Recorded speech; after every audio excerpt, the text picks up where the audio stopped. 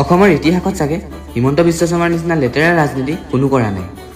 অসমৰ ৰাইজক ইয়াৰ জৰিয়তে দেখুৱাব বিচাৰিছো বিজেপি মানে হৈছে বিপদজনক পথ, বি মানে বিপদ, জে মানে জনক আৰু পি মানে হৈছে পথ।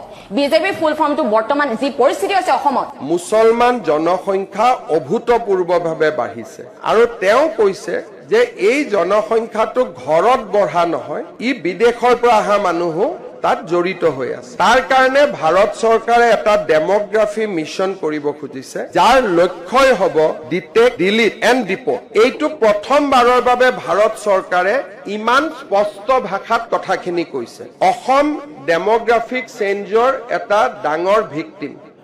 আজি অসমত মুছলিম জনসংখ্যা 2021 চনত 38% পাৰ হৈ গৈছে।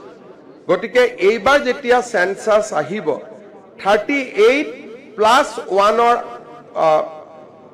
আপোনালোকে ক'ব পাৰে 1.5% মোৰ যদি 27লৈকে আমি গন্তি কৰোঁ। চ' আজিৰ দিনত যেতিয়া মই কথা পাতি আছো, অসমৰ মুছলিম জনসংখ্যা ইজ 39.5। আপোনালোকে আচৰিত হ'ব, মই 2 এদিনতে আপোনালোকক দিম। ইভেন মাজুলীৰ দৰে অঞ্চলত মুছলিম জনসংখ্যা বাঢ়িছে 100%। 100% মুছলিম জনসংখ্যা